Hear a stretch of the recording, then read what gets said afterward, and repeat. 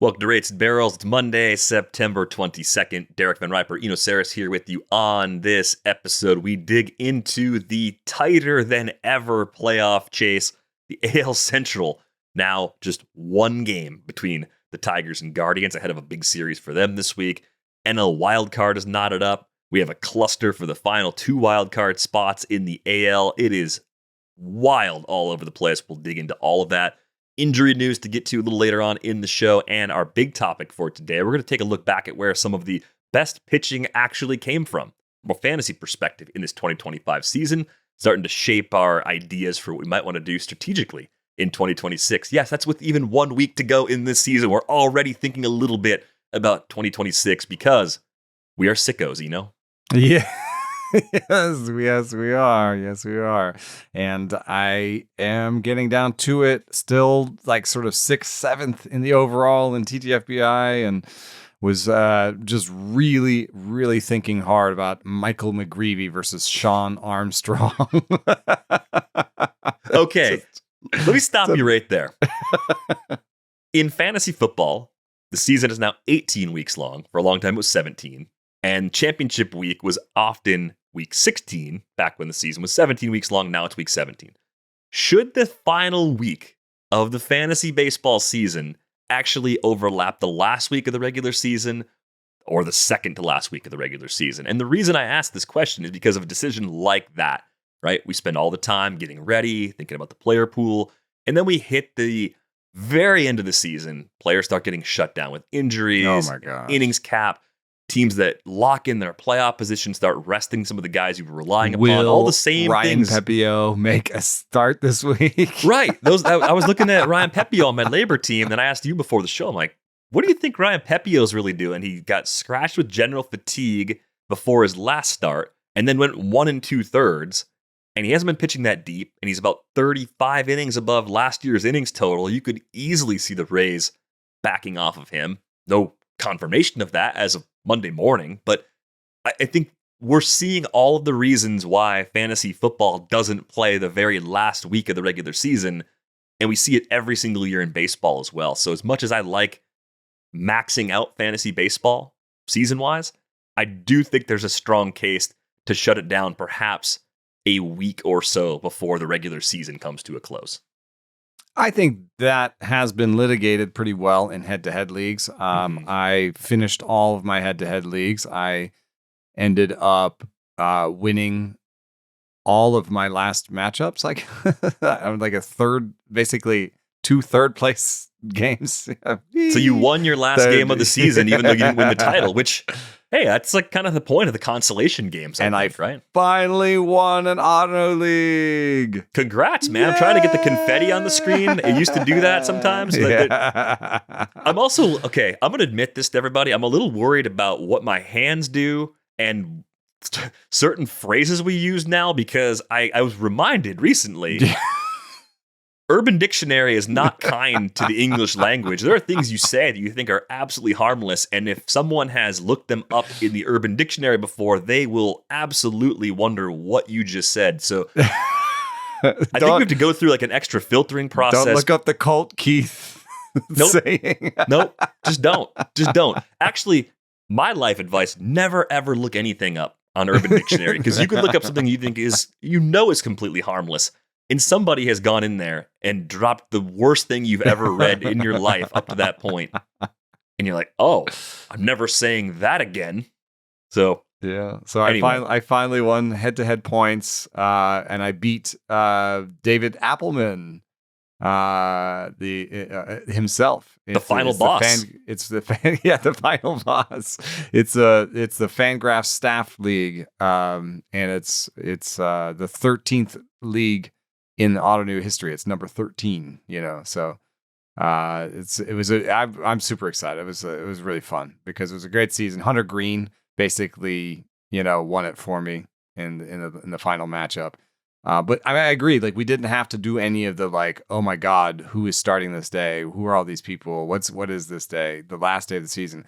However, I think you're, like, if I'm reading between the lines, making maybe a case for even roto leagues being done a week early. And I've never heard anyone say that. And I think it's because we're just completists. We're like, no, you get the whole season. Like if Aaron Judge hits X homers in the season, you get all of them. Like that's how Roto works. So I get it. But yeah, trying to decide if Michael McGreevy will make that start against the Cubs on Sunday was tough. And we came to, yes, there's no innings concern. They just want him to pitch. Do we want him? I think that might be a good start because I think the Cubs will be in the playoffs and it'll be a bunch of their backups in the probably. lineup. Yeah, it'll be the watered down version of their lineup, I would assume, at that point in the calendar. Which again kind of raises the point of, well, is this really what we should be doing, playing out to the very last day? I think it is the completest and traditionalist aspect of fantasy baseball that makes it hard to change something like that. But I'm open to it. I'm just putting it out there. I'm open to making some small adjustments at this point because I think the attention should be on the real baseball right now. The AL Central. The Guardians had that doubleheader against the Twins. They won 3 of 4 over the weekend. Didn't quite get the sweep. There was a point, I think, in the 5th inning, they had the lead, and I was looking at it going, oh boy, this is the absolute worst case scenario for the Tigers, who were swept by Atlanta simultaneously. We're now at a 1-game deficit for the Guardians in the AL Central, and things have clustered up in so many ways. The tiebreakers are going to matter, very likely.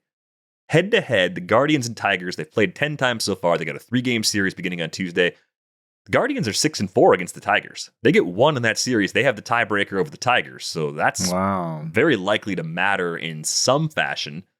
I think they're almost more likely to tie record-wise, though, if Cleveland takes 2 of 3 in the series, for what that's worth. So all the tiebreakers you look at definitely may matter at this point. I'm looking at this Guardians team, and they're going to get a lot of attention this week.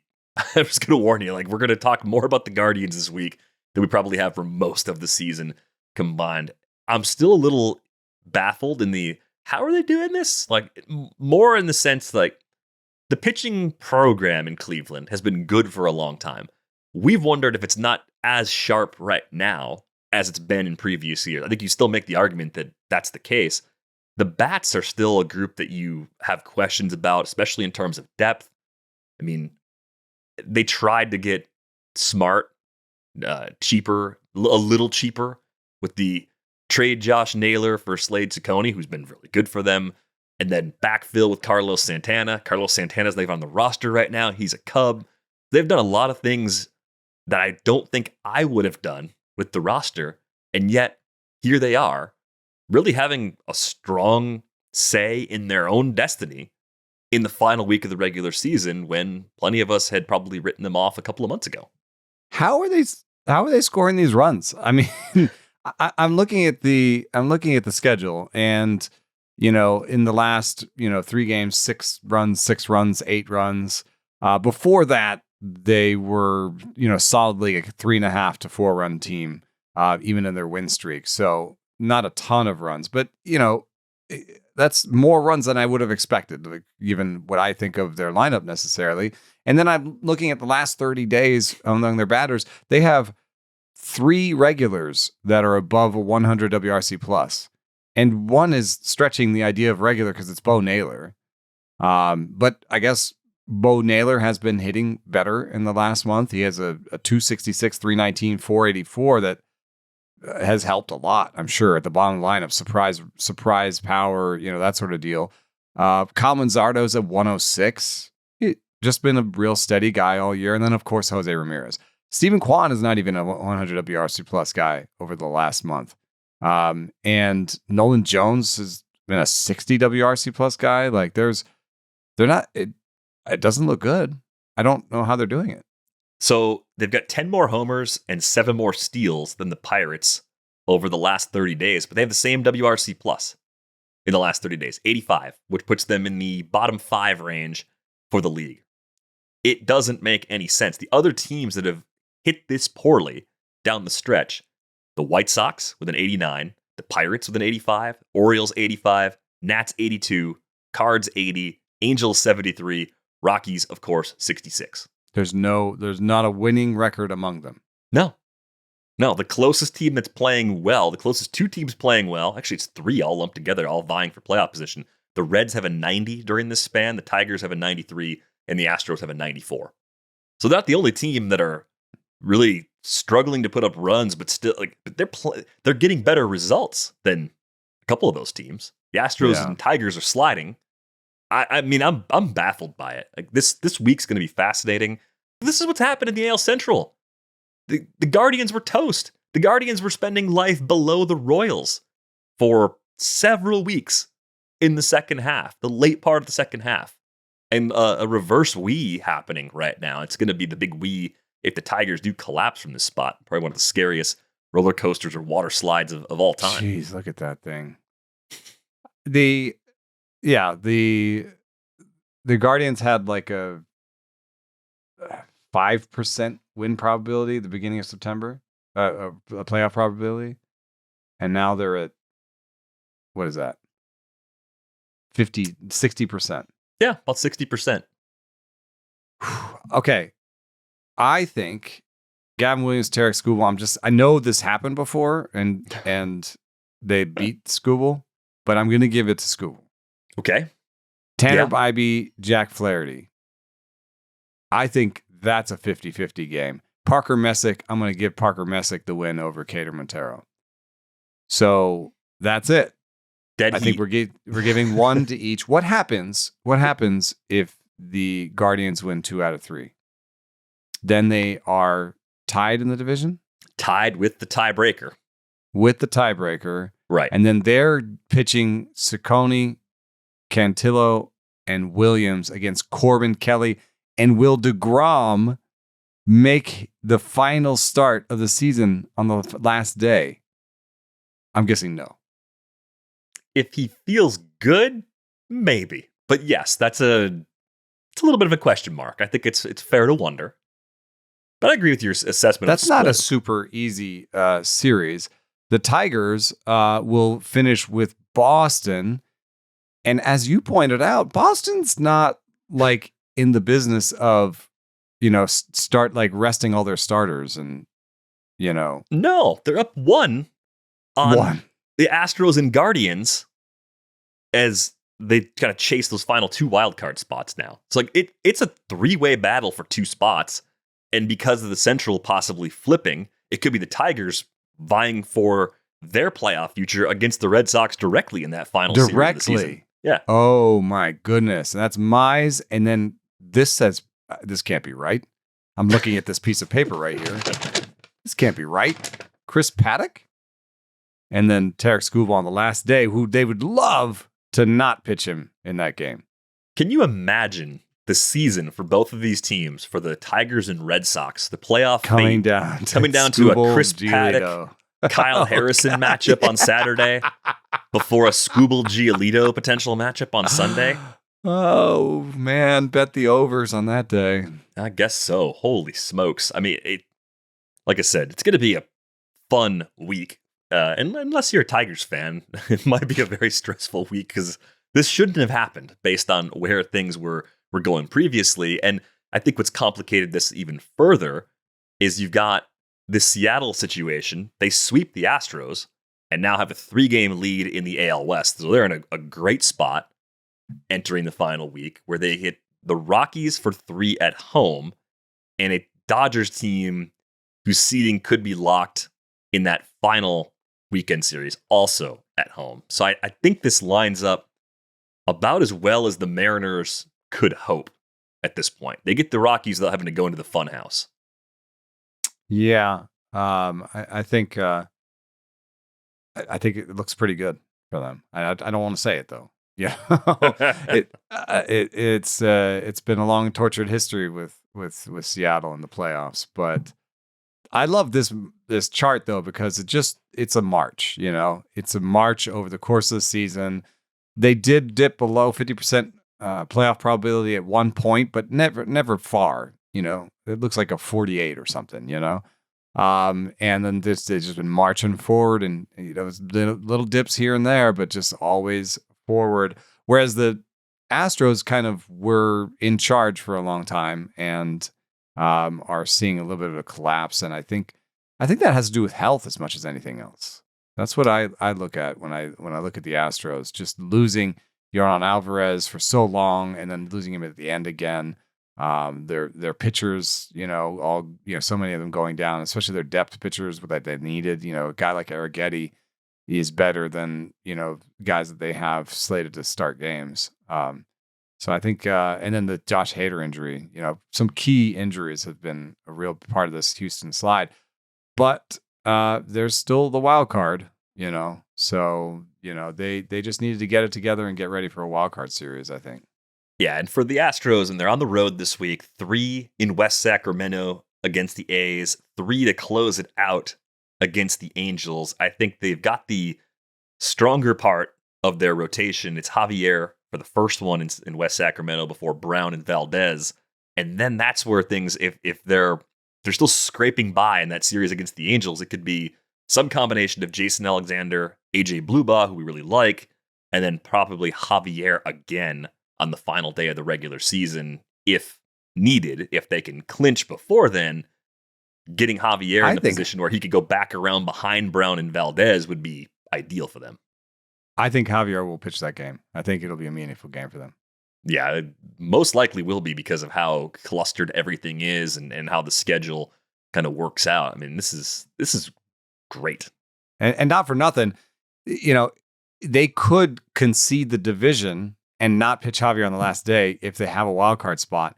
However, the West now has a better record than the Central. So that's a bye. Mm-hmm. And therefore, I think you pitch Javier if you have a chance at the division still. Yeah, at least getting that first series at home would be a big deal too. So I think they will have to play that out, at least how things are lining up on Monday. Excited to get to see it all happen here over these next few days. It's not just the AL that's in chaos, though. The Reds swept the Cubs this weekend in a 4-game series. We talked about on Friday, Hunter Green, complete game shutout, 1-0 win to start the series. The Reds took the remaining 3 games, including yet another 1-0 win on Sunday in different fashion, right? It was Andrew Abbott for 4 2/3, Nick Martinez for 2 1/3, which is kind of important for how the Reds are built, with short relievers not being an area of strength, to say it really nicely.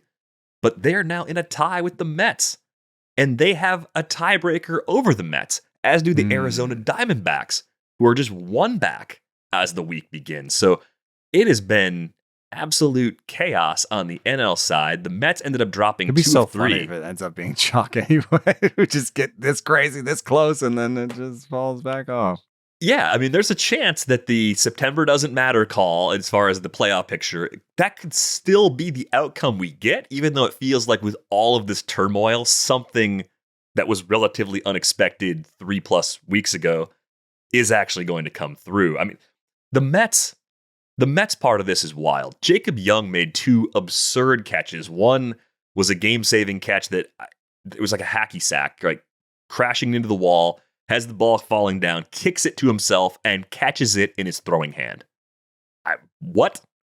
How does this happen? This only happens to the Mets, right? There's no other team that can experience that, only to then have the same player pull back a home run in the 9th inning that would have been, I think, a game-tying home run, since it was a 3-2 game at the time. But I don't know why the Mets are crumbling like this, because when I look at, especially at the lineup on paper, I'm like, this is a playoff team. This is a good lineup that can do damage against top-end pitching if it does reach the postseason. I think the questions are going to really focus on, like, and how are they going to get through the postseason pitching-wise, given all the things they've run into? Clay Holmes being less effective as the season's worn on, Kodai Senga being at AAA and not actually pitching that well right now. I mean, there's some major things they have to solve if they're able to even weather the storm this week and earn that spot in the postseason. Yeah, I think gets really easy to kind of be doomerist about it and say, well, it doesn't even matter, even if they get in, they're terrible, and like, I get it. It's part of being a fan, and I would say that Mets fans are probably a little bit down right now after losing 2 of 3 to the Nationals in the fashion they did. And I do think we should look at this real quick. This is a tweet from David Morgan at DMStats30. And basically, you're just looking at a run differential trend versus season average. So if you're on the right here, that means your scoring, your run differential is better than it was during the season average. And if you're on the left, it's worse. And what he's done is he's shown like World Series champions, people in the World Series, basically all the playoff teams. He's shown their run differential in September versus their early in the season. Were they hot or not? Right. And there's almost no signal on this. There's some wild cards, I guess, that it looks a little bit, but these are wild card losers. Mm-hmm. You know what I mean? So when I look at this chart, I see nothing. I see no relationship. No relationship between difference in how hot your team is going into the postseason in September and what happens in September. So I would say get in there. And I think that you can see it with the Mets because I think that there are strategies available to the Mets, and they may have to go to them this week. They may have to basically play like the playoffs. But basically strategies where you say, everybody, and there are actually strategies available in the postseason that aren't available during the regular season because of rest. Because you can do things like everyone's going to pitch 2 innings today. Mm-hmm. Like everybody's on board. Everyone's pitching, and you can't necessarily do that when you have 3 games in a row like they have in the regular season. So I could see this team that looks so messed up figuring out who their 5 best starters are, and each of their 5 best starters just throws like 4 innings. And that's how they get through a series. It could be a winning strategy for a series, I think. It could work, and I think what we've wondered about over time is the decay of your bullpen from fatigue eventually become problematic when you lean on it so heavily, even in the week or couple of weeks leading into the postseason. We had that question about the Tigers last year because of pitching chaos. I think we had that question even about the Guardians last season because we knew that 4 or 5 relievers were coming out of those bullpen gates by design most days, and that was just the way they had kind of managed most of their season. It's kind of how they elevated themselves last year, right? Leaning into that depth. And I don't know if you can even get a conclusive answer on that yet because some of the bullpen heavier strategies are relatively new. And I think there's a lot of noise in that. You might be able to lean heavily on a bullpen that's well rested because you had a bunch of guys that were hurt earlier in the year. They might not hit that wall as much. So that strategy could be more effective. I wondered in some ways if that's what the Dodgers were hoping to do is like, oh, we got a lot of guys that have high risk for injury, but as long as they're healthy in the year, great. In the bullpen, if you're just a little off, that's all it takes to just completely fall apart and have things just unravel. So this Mets team has 3 at Wrigley starting Tuesday. It's going to be Peterson, Tong, and McLean likely starting in that series against Horton, Boyd, and Shota Imanaga. And then it's going to be at Miami, where it's going to be maybe Brandon Sproat, Sean Manaea, and Peterson again against Sandy Alcantara, Yuri Perez, and possibly Edward Cabrera on the back end of a 2-step because Cabrera comes back from the IL on Tuesday to start against the Phillies, which is a nice surprise given that he was originally down with a elbow sprain. So it's not going to be an easy suspect. He seems like he ramped up really quickly, so I'm a little nervous about that. But yeah, I'm a little nervous too. Yeah, I'm glad he's back, but I'm like, okay, right. Hope this is the right call. Yeah. Well, that David Peterson start really sticks out for me because I think of him as a pretty good pitcher, but he has a 9 ERA in the last 30 days. I mean, that's 5 starts where he's been walking the lineup. The strikeout rate is down. The velo's down a little bit. It's just, it's baffling. I mean, it's just a really falling apart. And just generally, that seems like a really tough schedule to me. Like that makes me a little nervous for Mets fans. Just because those are all good pitchers. Those are all good pitchers. I would say the weakness for both of those clubs would be on the relief side. Good news for the Cubs. Daniel Palencia could be back soon. He had a rehab outing over the weekend, so that would be a big lift for them as they try to put their A bullpen back together. The other thing you want to take some comfort in if you're a Mets fan, we're talking about recent form of lineups. The Mets have the best offense in baseball over the last 30 days by WRC+. They got a 128. right?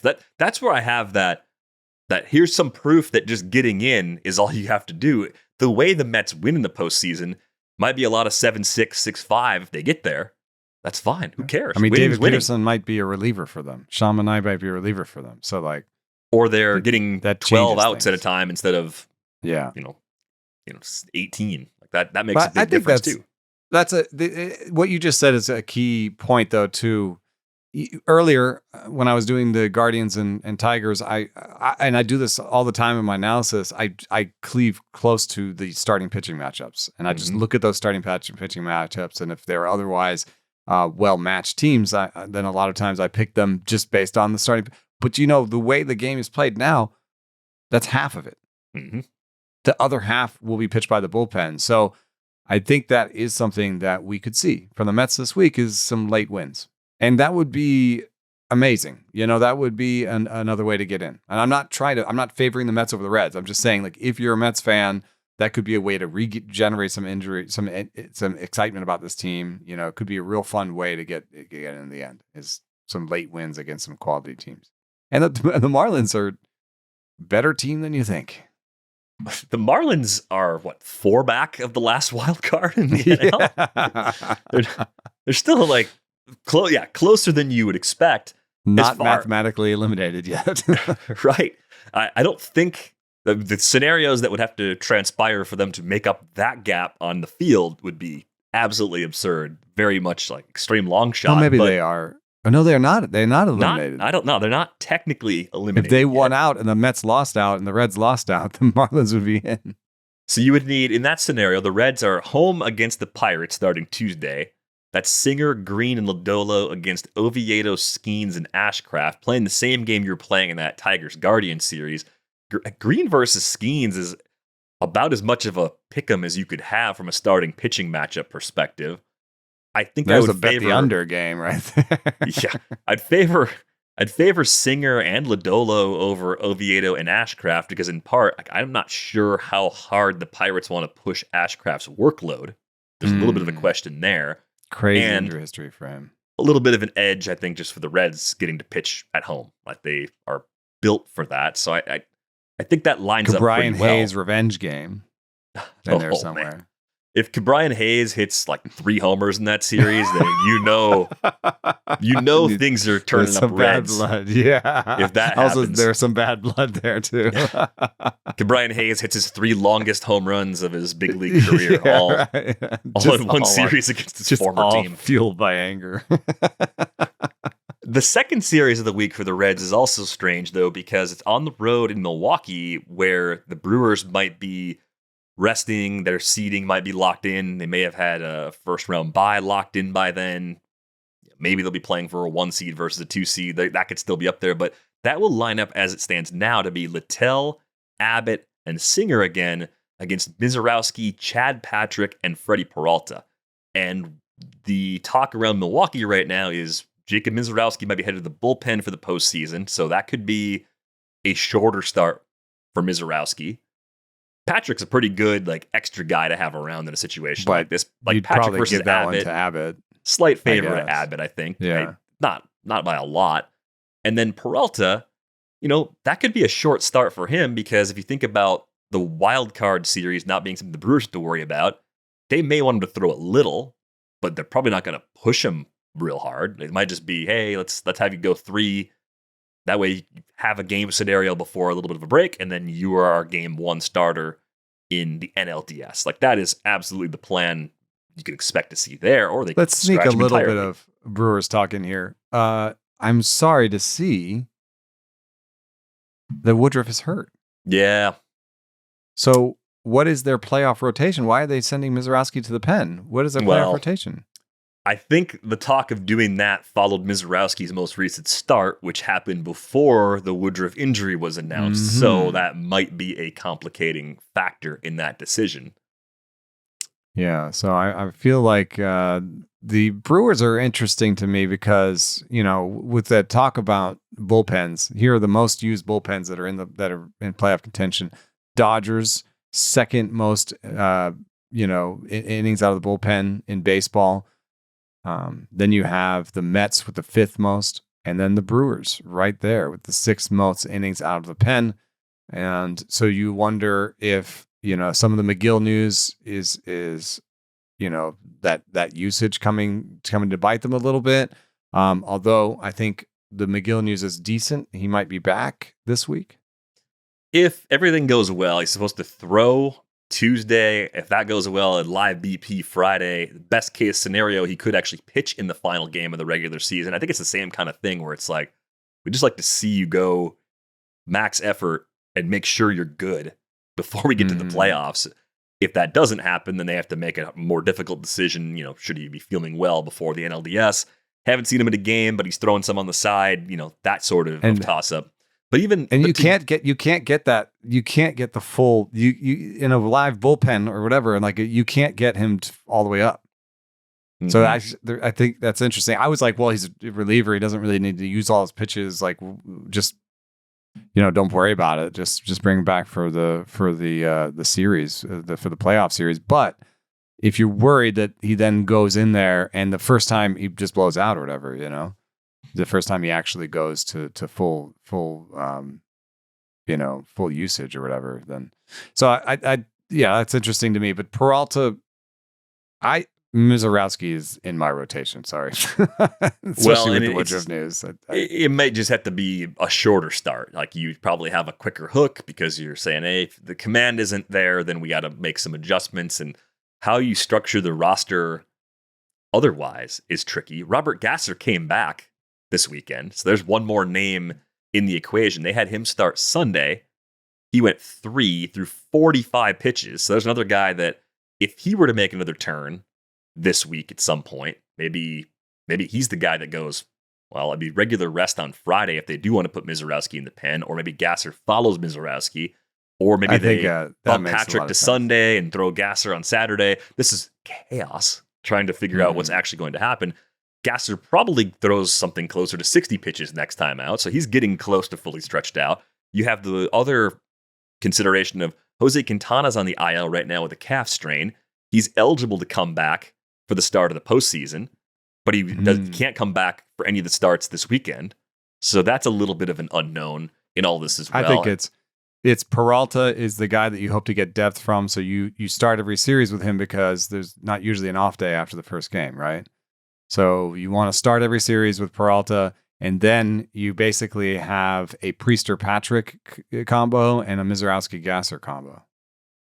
The interesting thing about the NL is they have some extra off days. Each league, it alternates each year. The NL has the extra off days in the postseason this year.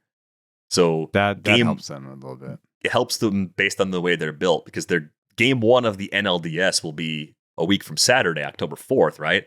The NL series don't play on Sunday, and they're back at it Monday. They're off again Tuesday, and back on Wednesday for game 3, Thursday for game 4, off day Friday, Saturday for game 5. So it does help the teams that are leaning more heavily on depth and trying to work around injuries to be on the NL side this year, just based on how the schedule worked out. Yeah, well, it's going to be interesting even for them as they try to, get all their ducks in a row. But it's nice to have what I think will be the best record in the NL. For their sake, I hope so, because home playoff games would be nice. And with McGill out, it's been Abner Uribe closing. Nick Mears recently came off the IL. I think he's important for them. Jared Koenig's had a lot of high leverage spots. We talked a little about Ashby on this show. So they are getting the pieces back depth-wise kind of around McGill. It's just McGill himself still very much a question. And then you got to figure out how you line up this rotation. Quinn Priester continues to pitch really well. So I think he's probably, if he's the game 3 starter. If you're putting Miz in that second spot, Priester's got to be your number 3 right now.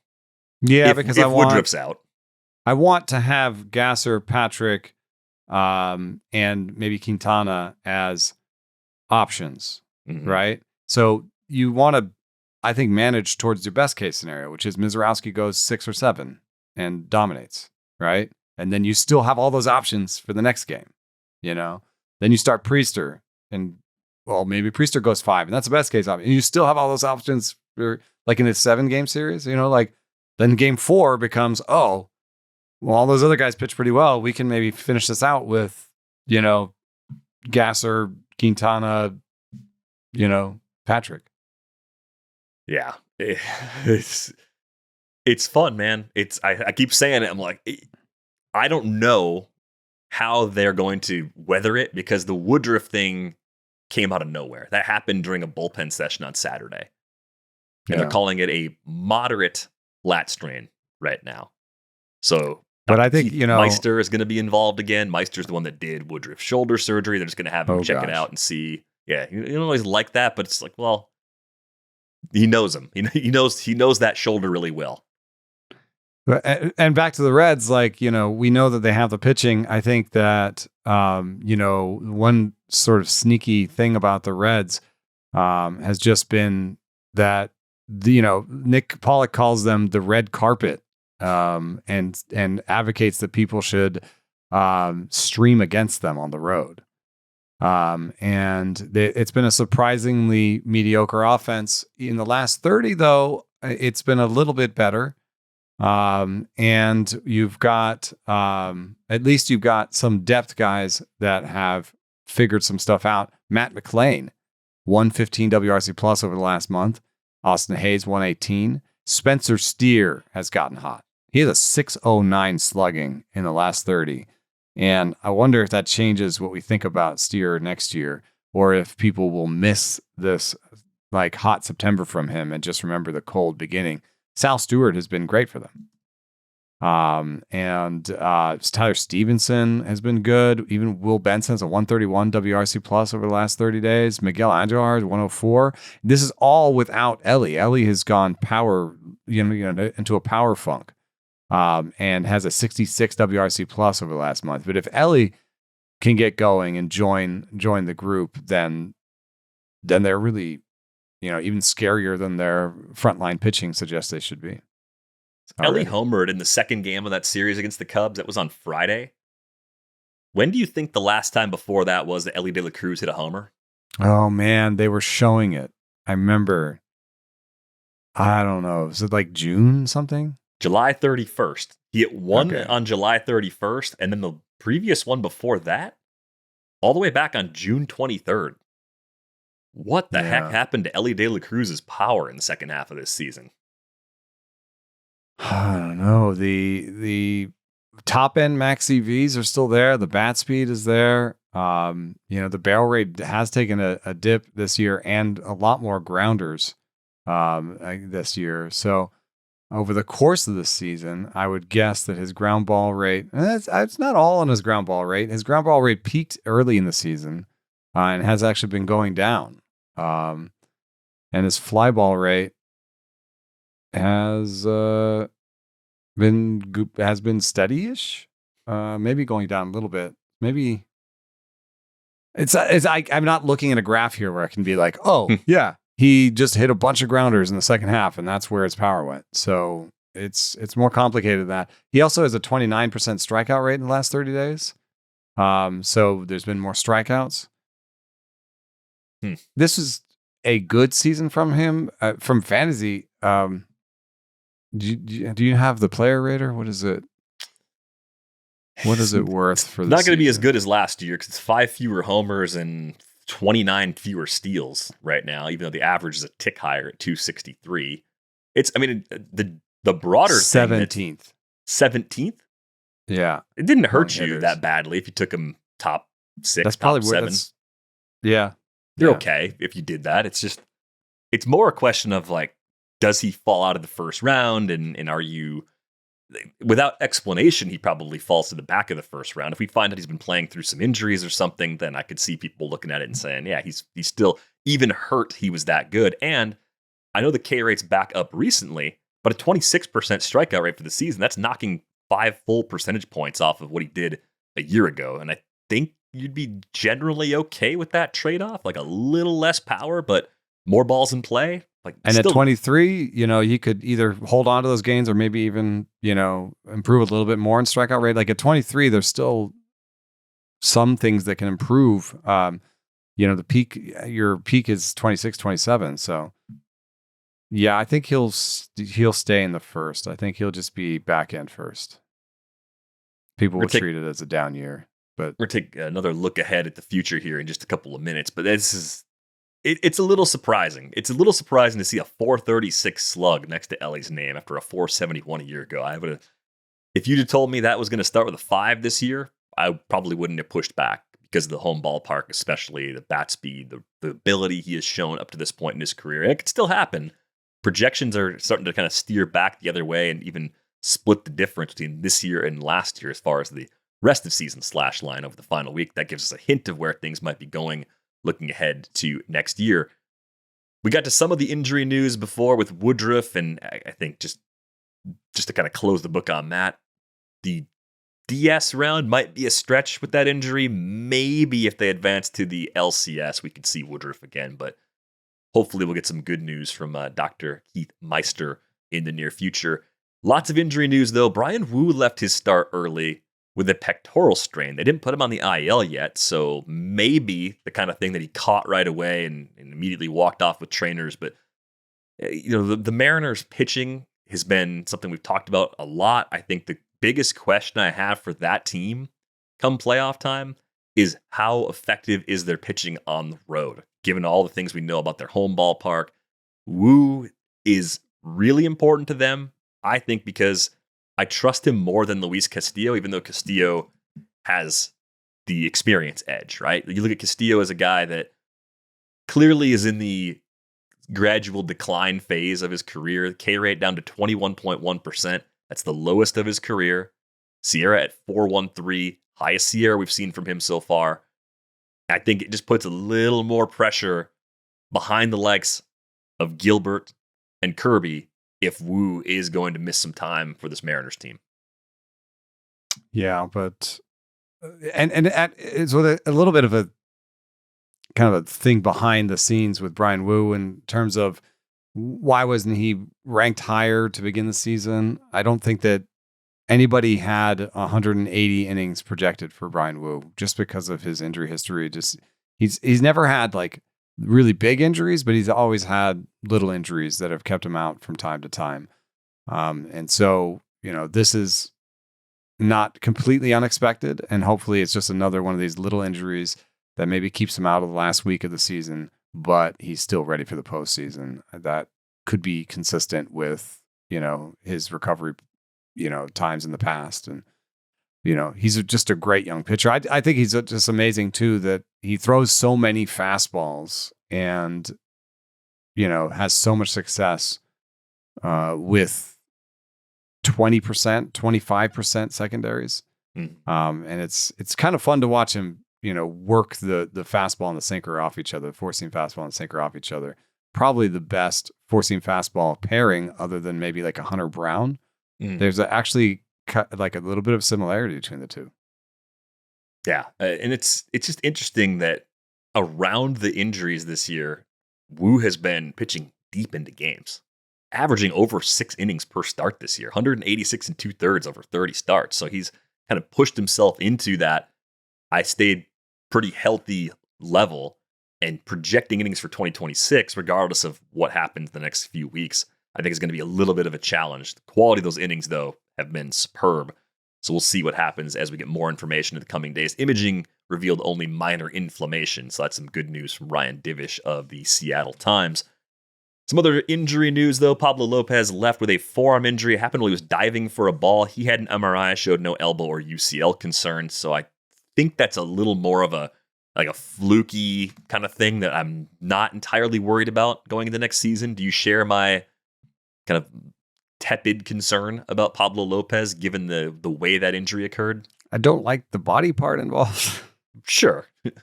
I would have preferred it to be like, a calf or something. Yeah, exactly. If I could pick, and I had to pick one.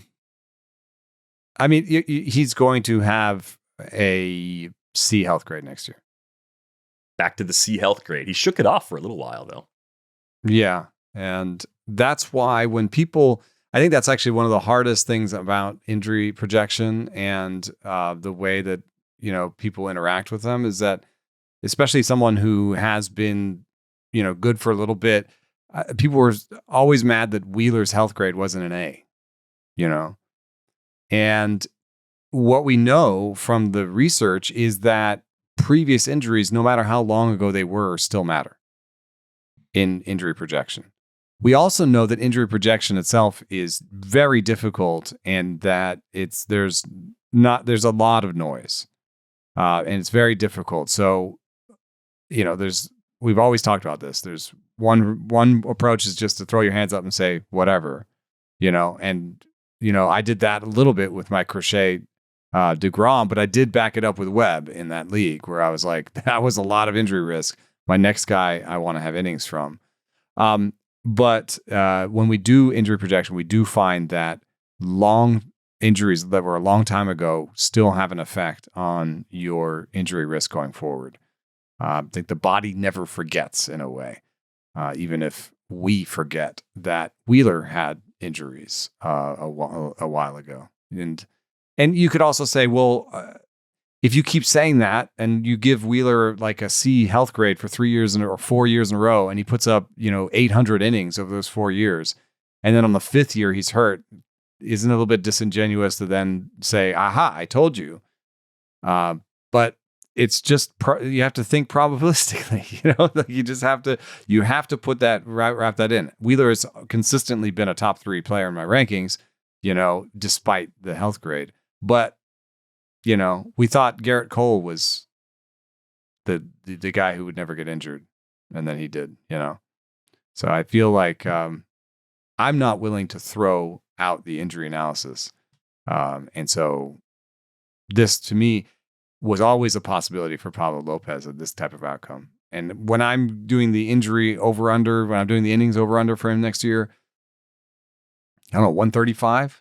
All right, you're going to go that low. I was going to say like 145, 150 probably is building in an IL stint, maybe a 3 to 4 week long absence at some point. I think that's probably where I'm at with Lopez as far as a innings expectation for 2026. I also saw Chris Bassitt landed on the IL with lower back inflammation, which, okay, like he's eligible to return for the start of the divisional series. Blue Jays should have a bye. We're going to do a deep dive on the Blue Jays with Mitch Bannon as part of our show on Tuesday, but this one is like less of a concern than the Woodruff injury by comparison, just based on the nature of the injury and the expected timetable for a return likely being that minimum. I think this team has 2 bona fide playoff starters in Gausman and Bieber, and Scherzer is a guy that you'll start a game with, but you have on a short leash at this point in his career, I believe. And so Bassitt, Barrios, Scherzer, Trey Savage, Eric Lauer, I think they're all going to be on the playoff roster, and they're all going to be bridge pitchers. So it's not a knee breaker or whatever. It would be better if he was healthy, and hopefully he will be healthy. But I don't think that he's necessarily starting game 3 for me.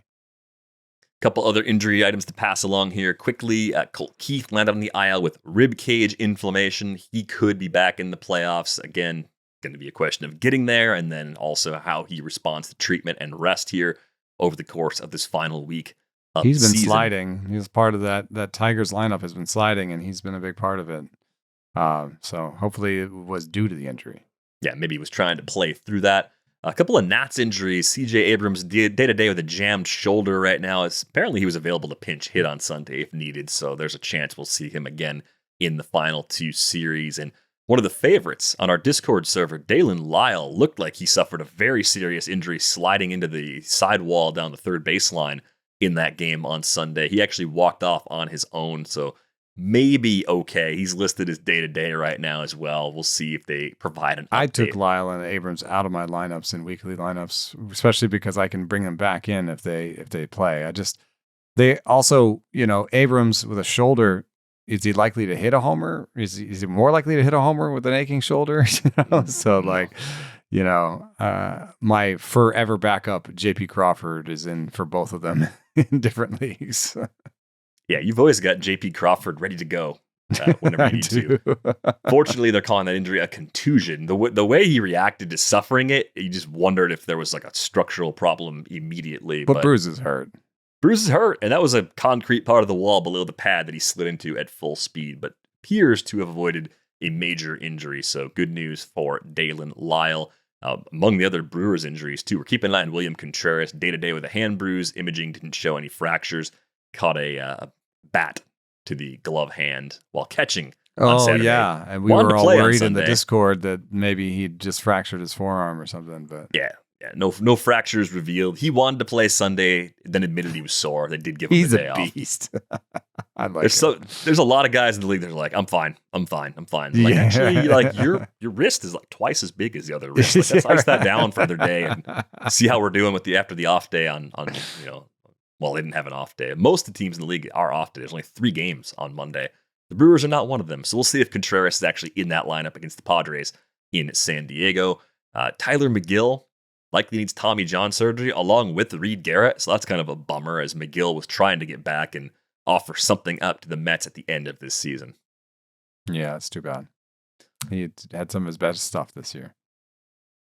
Yeah, it looked like he had maybe turned a corner. I think we talked about him in May as someone that looked a little bit different this year.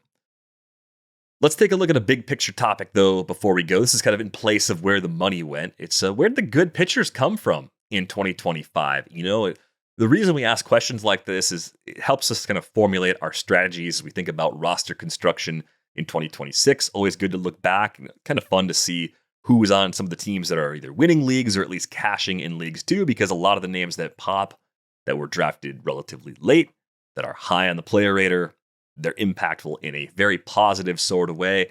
If you're watching on YouTube, you will see the aforementioned player radar from Fangraphs. Top 14 fit on the screen. No particular reason why 14 were shown otherwise. That's just the amount of space that we had available.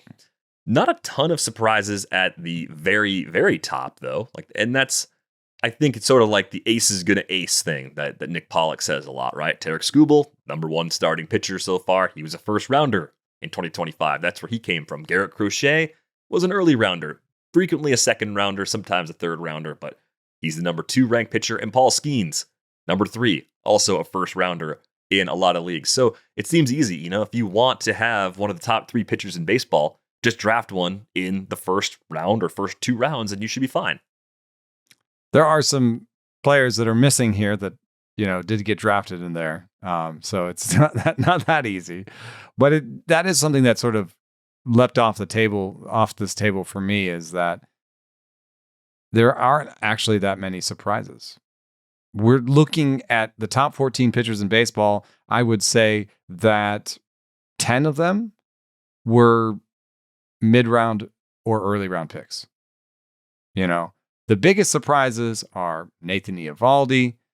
I think that Bryan Wu number, he has a 130 ADP, but not in a draft if they were looking at my rankings. You know what I mean? Like, I bet you there was a lot of a stratification there where there were a lot of drafts where he went in the top 100.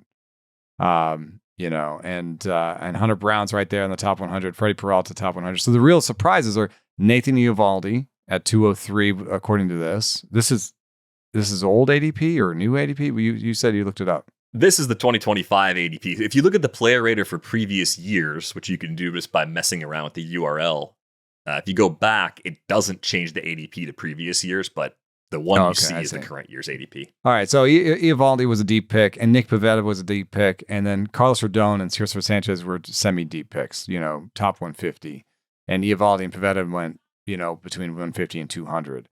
And so I think it's really tempting when you see those to glorify them. And yes, they are, kind of league winner type pitchers. It's great to have these guys. You want to have deep guys. If you got Christopher Sanchez at 144, you absolutely got a ton of value respective to your investment in him. And so, that's something you want. But my point is you can't build the whole plane out of these guys. You know what I mean? I agree with you. I think you can't build the whole plane out of these guys. So you can't. I think you need to invest in pitching, and I hope to not overlearn from, not overlearn from this one that I've, my overall the TGFBI team where it's like Crochet, DeGrom and Webb, and be like, oh, I'm going to totally invest in pitching this year, but I do think you just need to invest in pitching, and you need to. It's really hard in 15-team leagues, at least, to just really eschew pitching and do really well. I want to have an ace. I want to bite at the ace apple. So I want a top guy. And then even in the mid rounds where it's tempting, I've done this in the main event a couple times now, where I've tried to get 2 top pitchers and then take like 6 or 7 bats in a row, and just be like, I'm out on the mid-level pitchers. I think it hurts you. And there's a couple reasons why. One is, well, you're taking hitters. You're not investing in mid-round pitchers. And we've seen on this list alone that there are some top 14 pitchers that went in, 99, Hunter Brown, Max Fried, 96. So Peralta right in that same range, 103. Like they're all clustered together. So you're missing a chance at a top 15 pitcher, and not a Nathan Eovaldi level chance, where it is, when you're down by 200, you have a 1 in 14 chance at best of getting a top 14 guy, right? But more like a 50-50 shot, maybe, of getting a guy that might be in the top 15. So that's one thing. And the other thing is, and this is a stretch, but I was thinking about when you're in an auction, and at the top, your values never spit out $50 for the top player or $60 for the top player. Your auction values usually split out. They push towards the middle. They use regression. They push towards the middle. And so they don't usually do that. But if you want a first round player, you have to buy one. And so what we've talked about on this show is the auction strategy is, we'll pay less of a tax, right? So get one of the top guys, but pay less of a tax than your other teammates. So get the 6th best player, but pay, a $2 tax instead of a $10 tax, right? That sort of deal. And that makes sense because, if you just said, I'm not going to take any of these guys, I'm only going to take them exactly what my dollar says, what happens is you'll have a lot of money to buy, $5 players at the end, right? And so you get all the, $3 players, but other people are getting $3 players for $1 at the end. Right. You have to reallocate the money. So as dollars get pushed up on the top end of the player pool, you have to knock money off the bottom of the player pool as you're going along. But dynamically updated values should do that. And if your system doesn't do it, you need to prepare for that. But also just we're talking about supply in terms of if you don't if you don't take part in then you just don't have a first rounder. And yes, you might have cleaned up a little bit with the $1 players, but you don't have a first rounder, right? Your team building wise. So I'm thinking about this from a pitching building wise, you're trying to build a staff.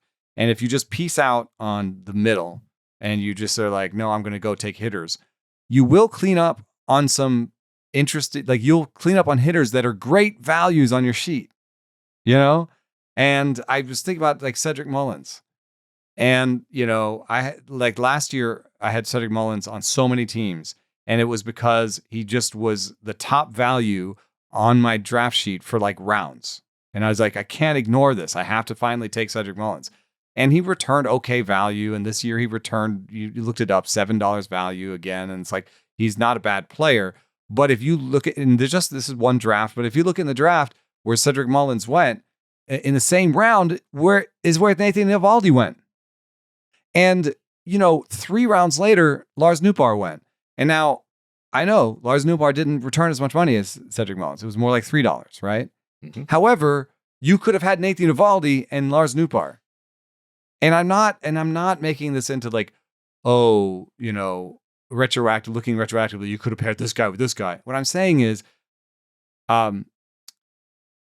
don't load up on these they're not dollar bats, but don't load up on $5 bats just because your value sheet says, these guys are $5 bats. That's amazing. It's not that amazing, and you're losing your chance at a top 14 starting pitcher. You could just get a $3 bat later. I think what the next part of the conversation will be, obviously we're not going to fit this all in today, is can you exceed more often with pitching in the pick 200 range than you can with hitting? Do you get a higher possible ROI on those pitchers? These are topics people have talked about for years. Is that still true? Do people play it in a way where that's where you're more likely to connect? Because if you took the approach of trying to shop in that bin where we were talking about Hunter Brown, Max Fried, Freddie Peralta, if you look at the other pitchers that were in that group, next to Max Fried and ADP, Bailey Ober. Bad idea. I think we were generally pretty clear on this show that was not something we wanted to do. Like the price on Bailey Ober did not make sense to us back then. Some people did it though because, like, hey, that's where the ADP was. Aaron Nola's around there somewhere. Yeah, Nola's in there. Bibey's in there. You know, Hunter Green, Logan Webb, good. Roki Sasaki right there. Yeah, that didn't work. So it's just kind of funny that our preferences. Grayson Hunter Rodriguez Brown was around there. Yeah, I have a lot of Grayson Rodriguez. Hunter Brown was right next to Luis Castillo. And so like Freddie Peralta and Hunter Brown are bookends with Luis Castillo sitting right there as a cluster. Yeah, and to back to my you can't build a plane out of it argument, like in the 200s where Nathan Eovaldi went, I went with the Nathan Eovaldi strategy. I took a pitcher in the 15th round. I was excited about him. His name was Taj Bradley. So how'd that go for you? Yeah, real well. Although, hey, I won the league. The other pitchers in the Eovaldi bracket, there's a lot of misses. I mean, there's Mackenzie Gore, was good for half a season. Nick Lodolo's there. Gavin Williams is there, but Zach Eflin is down there. Tanner Houck is in this group of pitchers. Clark Schmidt, Yu Darvish, Drew Rasmussen's down here. I mean, I like shopping down here. I just think it's worth, taking a pitcher in the 6th or 7th round. I think that'll be a toggle for me. I think I used to kind of take 2 pitchers in the top 5 rounds and then just go hitter until the 10th round. And I think I'm going to be a little bit more mixing it up in the 5th to 10th round because you just looked at that list. How many of the guys came from the 5th to the 10th round? Like 5 or 6 of them. Yeah, a good little cluster. I think there's something about how drafts work versus auctions and how our brains work. I think the certainty, or the at least illusion of certainty and security that comes from a lot of the bats that get projected for $15 to $20 kind of says, okay, elite bats and aces, like first round aces and second round aces here. And then like in that round 3 to 7 range, it skews a little more towards bats than arms for some people. Plus closers start to get jammed in there in the NFBC especially. Mm-hmm. So you kind of have this funky mix there where it's like, I feel better about the hitters because maybe the questions we ask about pitchers are usually innings related. Yeah. It's a lot of health questions, or it's a young pitcher that we're hoping is going to get to that level for the first time. But those are the things that kind of pull us away from some of the pitchers that could be going a little earlier. Some of the pitchers that are going in 6, 7, and 8 probably should go 4, 5, and 6. But I think a lot of us see more stability in the bats on our sheets with similar dollars next to them. And that might be a mistake. I think that might be a mistake. Because I'm looking at the bats that I forewent for Logan Webb in the 7th round. And some of them are good. Cody Bellinger had a great year. Josh Naylor was fine. Christian Walker was not good. Anthony Santander was not good. Mark Vientos was not good. Marcus Semien was not good. Willie Adames was not good. Tristan Casas was not good. Wow. There's injuries baked in there too, though, right? So, that's what I'm saying. We're discounting pitchers in that range because of their inability to stay healthy or uncertainty about their workload. And I don't know. I think we've cranked the injury dial league wide to the max, probably because of how hard guys swing the bat and how maxed out everything is all the time. It's such a max effort game. It's almost designed to break everybody. But I think in our heads, we think there's more risk on pitching than there actually is. There is risk there. But I think at the expense of overvaluing the security of hitters, we then undervalue some of the pitchers just a little bit. And this, again, I think it's more of a snake draft thing than an auction thing. Because when you go dollar for dollar, a lot of those Hunter Brown, Freddie Peralta types, they do get pushed up. They get $25, $27 bids on them, even though their draft position would make you think 18, 20, even the actual value. Because I think people do see the paths forward for them. And a lot of times you might have this problem in like a 15-team league, especially. There's only a couple of the aces to go around, right? The Scoobles, the Skeens. So if you miss out on one of them, you're like, well, I want to make sure I get someone that could finish like them. So they do catch those extra dollars in the auction that they can't catch in the snake draft scenario. I think some of this analysis does change a little bit for 10 and 12 team leagues just because, I mean, it's all about upside in those leagues, and because there's so much better stuff on the wire, So I think it's a viable strategy to take 2 or 3 early pitchers in a 10 and 12 team league, and then peace out for a while, and then just take a lot of guys who have upside and maybe not even focus on like a Merrill Kelly, because you're like, Merrill Kelly would be waiting for me. There would be a Merrill Kelly type on the wire when Taj Bradley doesn't work out. You know what I mean? Like that. But things flip. It's funny that so much can flip from a 12 to 15 team league where Nathan Eovaldi becomes a better pick in that round than Taj Bradley because he's just more solid and, more likely to have a solid season. Well, and I think you have two extremes in those player types, in that Eovaldi is the veteran that we look at and say, it's oatmeal-y, it's just not that exciting, it's probably nowhere to go but down. Bradley, it's another year in Tampa Bay, he started pitching late. Like, you just tell yourself these stories that Eovaldi has to be in decline and Bradley has to get better, or is very likely to get better. And that's the thing that probably it also depends what you've done up to that point. We know this. Everybody listening knows, you get to that point, you say, I've built an older, more stable staff so far, so I'm taking that chance on Taj Bradley. I'd rather take my chances there than take my chances early. I had to crochet DeGrom Webb as a beginning of my roster, and there was an opening for just, let me take a shot at some upside here. Yeah, let's chase some ceiling. I think the other part of this question, the other way you could ask this, where did the good pitchers come from? This is where the best pitchers came from, really. But did great pitching come off of the waiver wire in leagues this year? The highest ranked pitcher in the player rater, highest ranked starting pitcher in the player rater that was probably undrafted, even in like a typical 15-team league outside of maybe draft and holds, is Trevor Rogers, right? A $20 pitcher that had an ADP in the 700s. And there was also no reason there's no reason to draft him at the beginning of the season because he wasn't ready. Right. He wasn't on the roster. Wasn't even part of the rotation then. So one top 15 pitcher came straight up off the waiver wire in deep leagues. In a really shallow league, like a 10-team league, maybe Drew Rasmussen was a waiver wire guy. That's depending how small the rosters were. Matthew Boyd inside the top 20, undrafted in shallow leagues, obviously drafted in just about all NFBC leagues, even 12-team NFBC leagues. But again, the whole world doesn't play that format. So I think you could say Boyd maybe was a waiver wire guy in shallow leagues. It was very unlikely you got your best pitcher off of the waiver wire, and it's also very unlikely you got even your second best pitcher off the waiver wire. Right. And on the hitting side, I mean, it's not like the hit.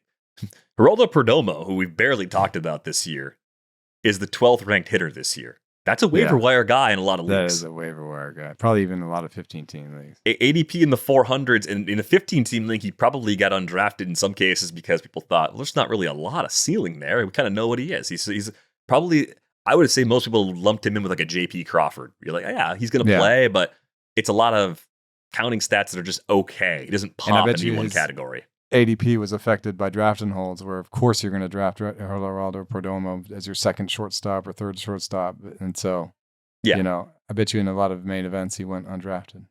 10-team leagues, 12-team leagues, maybe Trevor Story in some of the more shallow formats with smaller rosters. He's the 16th ranked hitter. He may have gone undrafted. NFBC obviously wouldn't have been in those.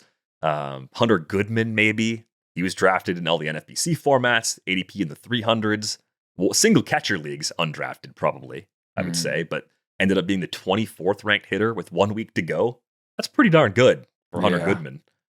So like there's some value that pops at the absolute top, but where I think you have to do the more rigorous analysis and where we'll go in future shows is kind of looking at those mid-tier guys, those like $8 to $15 players on the sheet.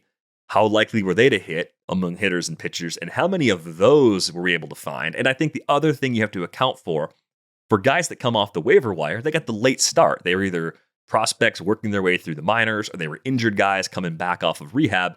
You had somebody else on your roster before that. So the thing that really elevates their value is when you kind of chop the player rater down and say, what about the second half of the season? How many impact players were available on the wire for a half season? Because that's really more of how the game ends up being played. It's not just the oh, well, here's some top 30 guys that were available on the wire. Those are huge outliers. Those are guys, if you were on them early, you did exceptionally well to be on them early.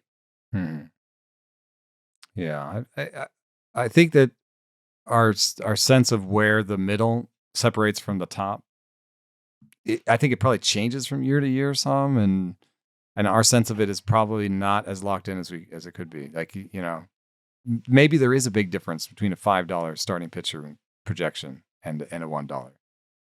Or in terms the of difference between a 5 and a 10. Yeah. Yeah, some work to be done there. And so if you just piece out on all the $10 pitchers, like, you will probably hurt the middle of your staff. And I can say this: I was in a league. The flip side of this, the most terrible league I was in this year, barf. I took Garrett Cole and Grayson Rodriguez, you know, with my first two of my first 3 starting pitcher picks. I ended up 10th in the league out of 15, and I was streaming all year because my ERA and WHIP was bad. I was streaming all year, and I'm 3rd to last in Ks and 3rd to last in wins. Even the thing I always think about streaming is that I'll be fine with wins and Ks. My ratios are cooked, but I can make up ground in those 2 categories. And even that, in a 15-teamer, is very hard to do. You get a lot of these guys who might have 3 Ks in the start, and they're not likely to win. Mm-hmm. So yeah, the wire, you know, investing a little bit in pitching also keeps you from having to do streaming type strategies. And it's streaming type strategies in 15 team leagues, I think, are maybe a loser. I think you're right. I think you will be almost certainly lagging. And if that's the case, then maybe more pitching in those early middle rounds ends up being part of the answer to get away from that. But then you have to do the thing that you've talked about with JH. You have to hit on a bunch of late bats, which can be really hard to do too. It's a hard game. That's why if you won a title this year, or if you're going to win a title this year, you should feel really good about that. Still 1 week to go, though, for a lot of folks out there. But a lot more on these topics in the weeks ahead. Of course, more playoff talk coming up throughout the week. We've got Mitch Bannon joining us on Tuesday. We've got our show with Jed on Wednesday. We got Trevor back on Thursday. And I think we have our final taste of the majors coming up with Niv Shah on Friday. Final one of 2025. So looking forward to that. We are going to go. A reminder, you can join our Discord with the link in the show description. You can find us on Blue Sky. Eno's enosaris.bscouted.social. I am DVR.bscouted.social. It's going to do it for this episode of Rates and Barrels. We're back with you on Tuesday. Thanks for listening.